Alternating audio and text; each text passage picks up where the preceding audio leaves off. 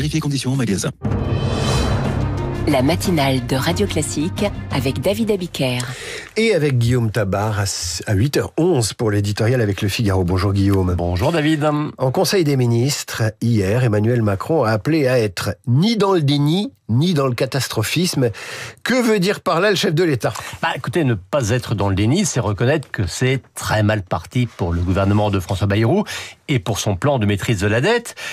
C'est quand même difficile de prétendre le contraire, même si on a vu hier soir sur TF1 un Premier ministre combatif, quoique un peu maladroit, qui croit ou qui feint de croire qu'il est encore possible d'obtenir un accord minimal lui permettant d'aller jusqu'au budget. Mais le vrai message de Macron, c'est pas de catastrophisme. Alors là, on comprend pourquoi il dit ça. Il veut éviter l'effet boule de neige d'une crise politique se conjuguant à une crise budgétaire et à une crise sociale. Et ce qu'il veut éviter, ce sont les deux solutions extrêmes d'une nouvelle dissolution et plus encore, bien sûr, d'une démission, ce qui serait pour lui l'humiliation absolue. Or, on voit d'un côté la pression des oppositions, le RN qui veut une dissolution, LFI qui réclame sa destitution, et à cela s'ajoute l'amplification médiatique. Emmanuel Macron s'efforce donc de dédramatiser pour pouvoir s'en tenir à la solution qui a évidemment sa préférence, la simple nomination d'un nouveau Premier ministre. Alors, est-ce que l'hypothèse dédramatisée est viable ? Écoutez, des candidats à Matignon, on en trouve toujours. Enfin, on devrait peut-être plutôt dire, on en trouve encore. Car si, après Barnier, après Bayrou, un troisième chef de gouvernement devait tomber sans avoir le temps de rien faire, je ne suis pas sûr que le chef de l'État trouve encore beaucoup de candidats au suicide politique ou au ridicule.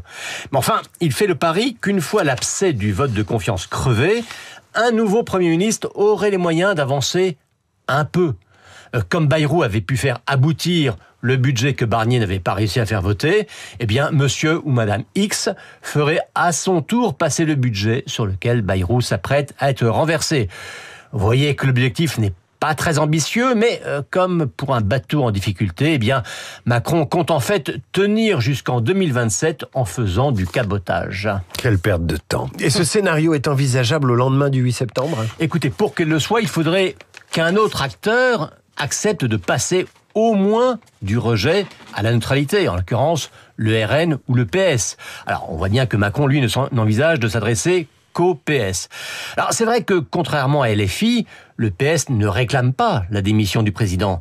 Il ne réclame pas non plus une dissolution. Et pour cause, sans reconduction de l'accord avec LFI, le PS sait qu'il serait balayé.